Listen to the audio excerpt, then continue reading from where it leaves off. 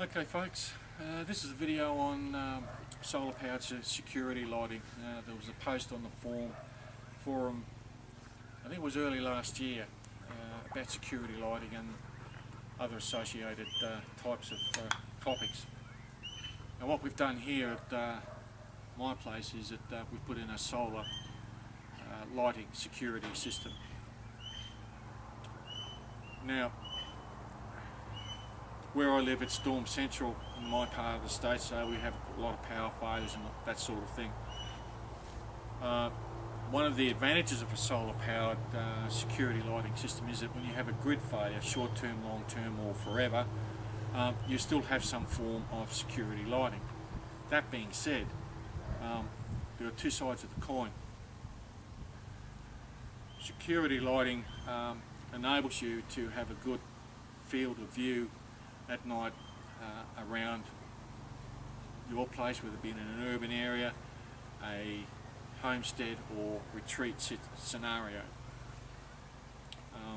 The ones we've got set up are pretty bright. They don't affect my night vision too much.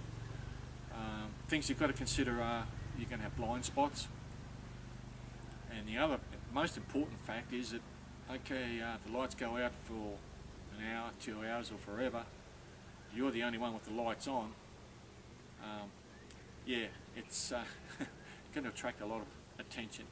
So that's the other side of having security lighting too. You may not want it on, depending on scenarios, all the time, because it's like lighting a place up like a Christmas tree with a big advertisement, here we are, come and get us, or whatever. So that's the other point of view you've got to look at too. Security lighting system was set up here. You can get 12 volt motion detectors. All this is based on a 12 volt solar system. I haven't gone that way. I've kept it simple because we've got dogs that run around the yard at the night, during the night, and we also have native animals running through the yard, so the thing's going to be on and off all night like a Christmas tree lights and that sort of thing. So the way I've set mine up is that they're on all the time. You may want to do it a different way. This is just a basic system, an idea for you to work on. Okay, so we'll start from the top, and I'll go up and show you the solar panels on top of the roof, and then we'll work our way down to the regulators and the batteries. Okay folks, I'm on the roof of the garage. This is where we have two of our security solar security lights mounted. We've got others around the place too. Now, these solar panels, they're 12 volt, 10 watt panels. Had these up here for about 4 years now. The one on the top right of the screen I've tilted towards the north, and the one on the lower left of the screen I've just laid it flat on the roof to get more of the easterly sun, because we've got quite a bit of a shading problem here in the mid to late afternoon.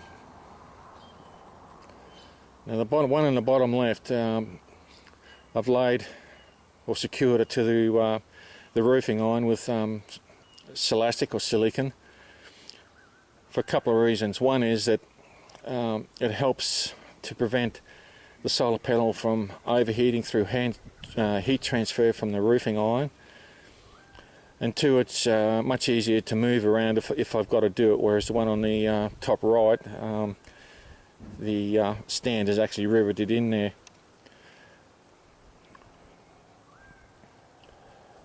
The frames of these are made from aluminium. Now, as most of you probably know, aluminium doesn't hold a lot of heat. It's not a good conductor of heat. In fact, it's used as heat sinks in many electronic equipment and that sort of thing. So any heat that is there is dissipated very quickly. And this is one of the problems with solar panels, is that they get hot or they overheat, and it does affect the efficiency of them.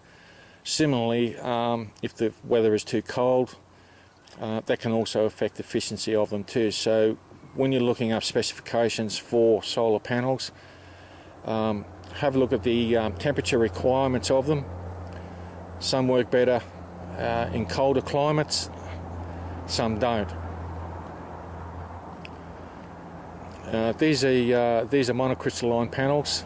That little white one in the back there, it's a smaller one for pilot light inside, which I'll show you soon. So that's a pretty basic solar array I've got here. We'll go down in a minute and have a look at the regulators. The regulators have the capacity for me to put larger solar panels on if I have to or I need to, and I've got bigger ones inside yet to be installed. A 10 watt panel will put out 12 volt. 10 watt panel will put out current wise around about 350 to 400 milliamps at peak sun. It's a bit overcast here today again. So these 10 watt panels I'm only using at the moment to keep the float charge topped up on the batteries inside the garage.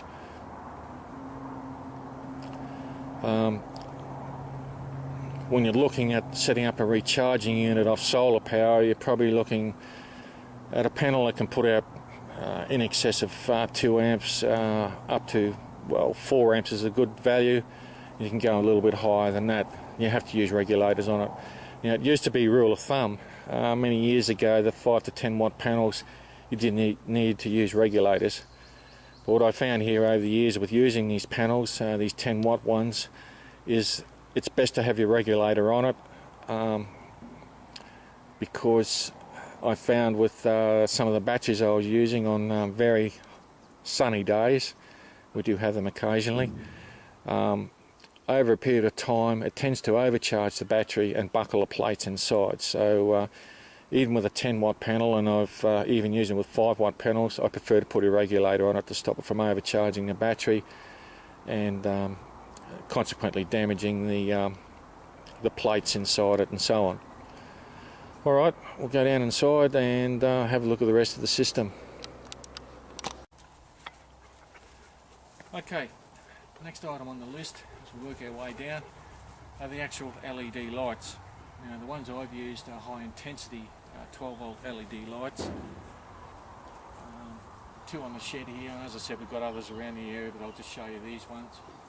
Got this one here, throws a bit of light down here and into this area around here. It also gives us a light to work with if we've got to work out here or pull a vehicle up, you know, to load stuff or unload or whatever the case may be. This is the other one. You can see a little bit of condensation inside the lens there. That doesn't worry it. The quality of these you've got to be very careful of. These ones, all the componentry inside of it are sealed in a resin block, so it makes it waterproof. They are plastic cased. As I said, these have been up here for quite a while, and there's been no problem with UV damage to the plastic casing of it. Now this particular one here I've got pointing down the yard, and if button-nose just does a quick turnaround, it throws enough sufficient light to the front gate down there of a night to see what you're doing and unlatch the gate. That's probably it's over 25 metres anyway, so it's a nice soft light. It gives you enough light to see what you're doing, but it doesn't greatly affect your night vision if you happen to wander off into a blind spot. Alrighty, now we'll go inside and have a look at the rest of the system.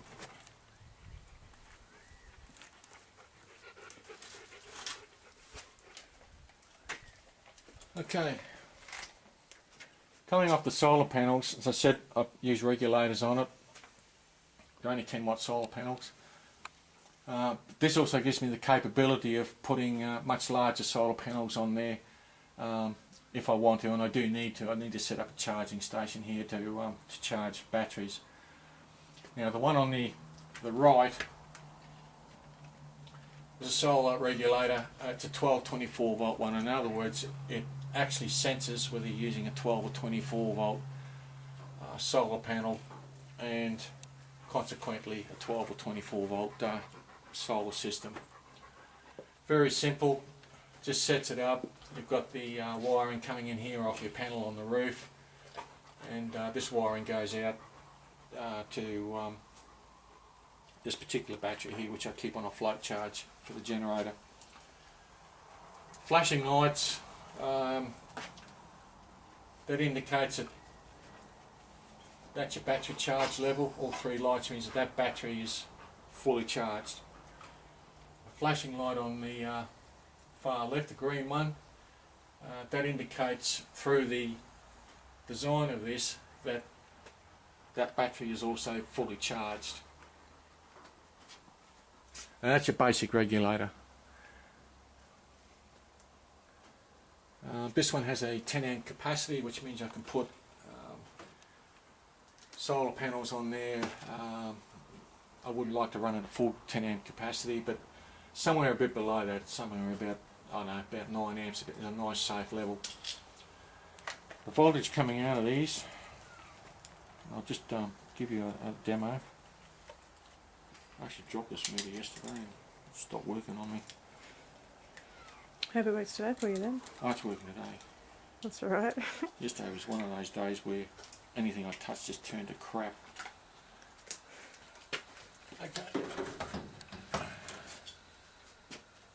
Got a little flip top lid, just as a bit of a safety precaution. Okay, off the solar panel at the moment. Got about 17.5 volts coming off the solar panel.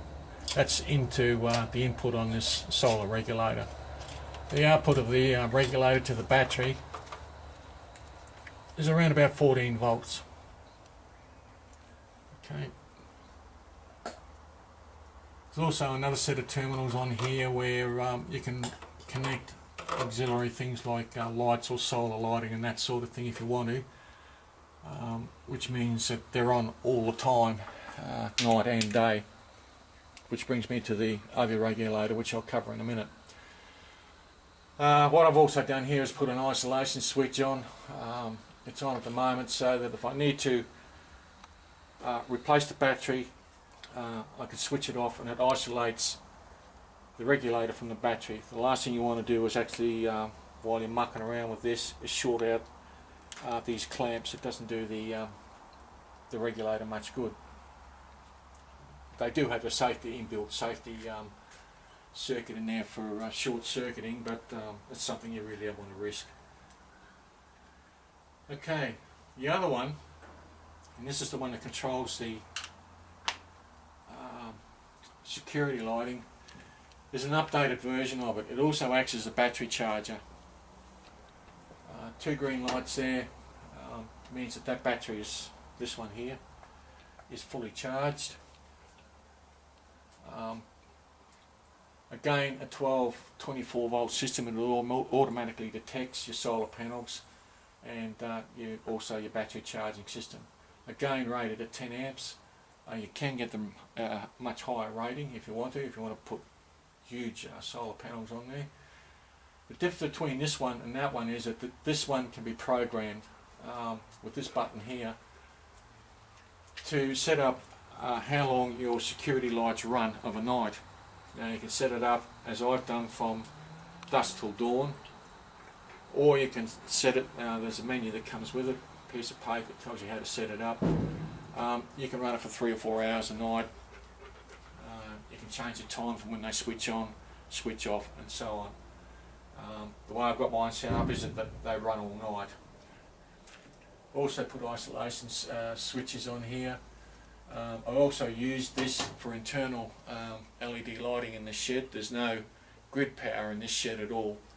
And if we have a quick look up here, this is a 12 volt LED lighting strip. I've got 3 of them mounted in here, and overnight it's bright enough to actually read a book. So if I need to come up here, start the generator or do something else in this shed, I've got readily lighting, power, solar power available.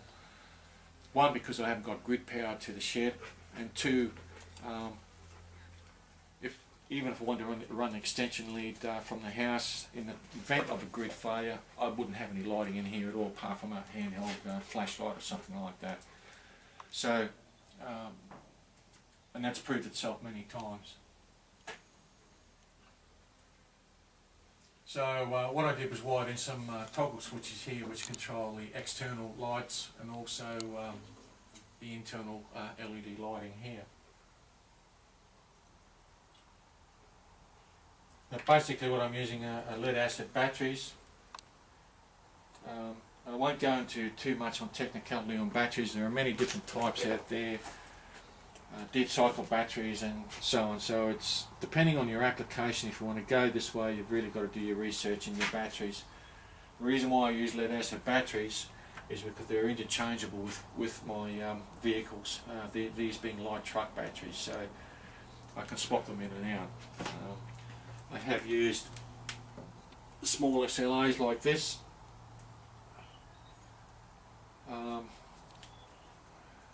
For the security lighting on this shed, and I definitely use one of these on other security lighting I've got around the place here. These are good, had no problems with them, but with the weather we've been having, we haven't had a lot of sunshine over a 2 or 3 day period, heavy rain, heavy cloud and so on. These ones don't have the capacity for that sort of situation. It doesn't mean the lights go out, it just means they're a little bit dimmer. So I went to the bigger capacity batteries so that if, and we do have, we have a few days of very low sunlight or no sunlight, certainly not enough to operate the solar panels, you've got plenty of storage in here.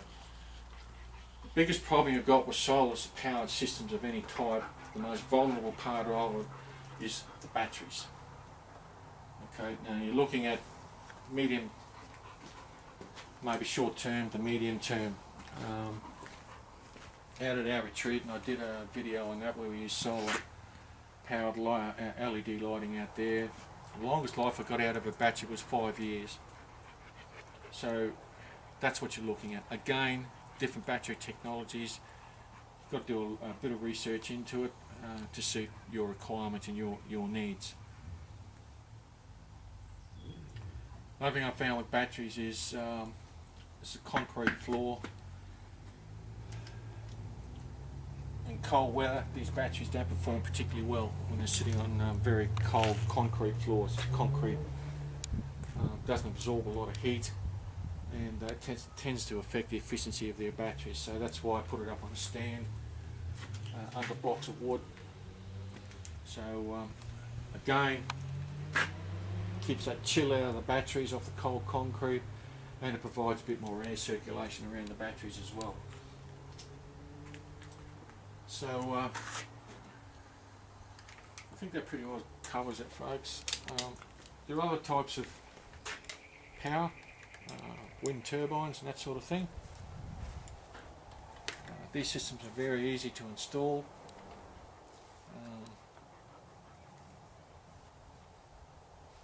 Very reliable. The only problems I've ever had with them, again, as I said, the most valuable part is the battery. But as I said, different battery technologies out there. The lead acid battery we had at our retreat, that was a lead acid battery, much smaller capacity one too, by the way. That lasted about 5 years. So as with most battery systems, it's a storage for the energy coming off the solar panels. For those that have electrolytes in them, you've got a regular battery maintenance, you've got to check the electrolyte levels in them. So